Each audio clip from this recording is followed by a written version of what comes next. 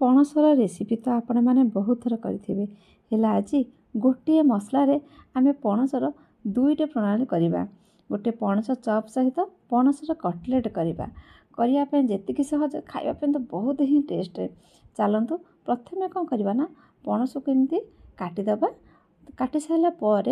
आम कौन करवा ना भल धोईदेबा धोई सारिकी आपको सिझेबा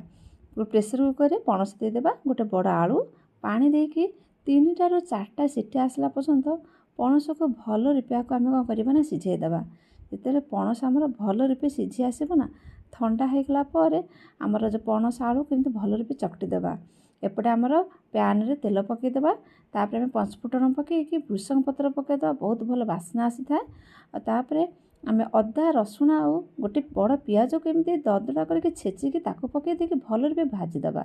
से पकईदेबा भजा बादाम किसी जेहेतु आम चप कर कटलेट कर भजा बादाम पकड़े भल टेस्ट आसी था तापर आम जो रखी थे पणस आलू चकटा ताको पकई देकी भल रूपे मसला सहित कौन करवा ना कषिदेबा भल रूपे मसला सहित कषि सारापर पकईदेबा से आम लुण पकईदेबा तापर हल्दी पाउडर पकईदेबा रेड चिली पाउडर गोटे चामच जीरा पाउडर धनिया पाउडर पकई सारापर यू को भल रूपे मसला सहित एमती कषिदेबा जेहेतु आमर गुंड मसला पड़ी गुंड मसला सहित पणस को भल रूप आम एमती मसला सहित कषिदेबा जिते पणस आमर पूरा ठंडा हो हाथ में आपको कौन करवा ना ओभाल टाइप सेव करवा जेहेतु आम कटलेट बनाऊे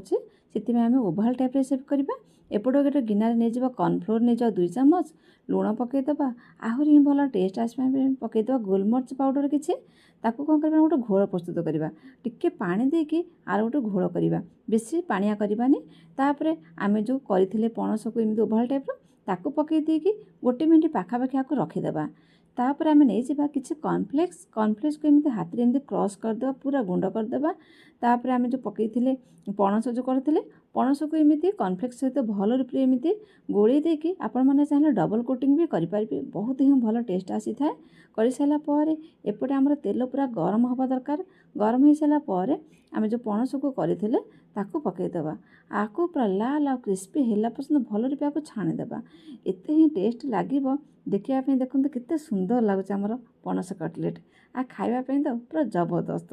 रेडी हो गला आमर पणसर कटलेट चलतु सेकेंड प्रणाली आम आरंभ करवा सेकेंड प्रणाली नहीं जावा किसी बेसन सहित टिके पकईदेबा खाଇବା सोढ़ा लुण आ भृषंग पत्र पकई सारापर आम जो पणस रखी थे पणस को टिकी टाइप सेव करके बेसन सहित गोलैकी आपको छाणीदेबा पूरा लाल है पर्यंत देखु केते सुंदर देखा जाउची खावाई तो बहुत ही स्वादिष्ट लगी था गोटे मसला रेडी हो गला पणस चप सहित पणस कटलेट आशा करुँचे आज रेसिपीटी आपण मानक निहाती रूपे भल लगी प्लीज लाइक शेयर सब्सक्राइब निहाती गोटे करदेवे पुणी आसबे गोटे नुआ रेसिपी सहित से पर्यंत रहुची नमस्कार।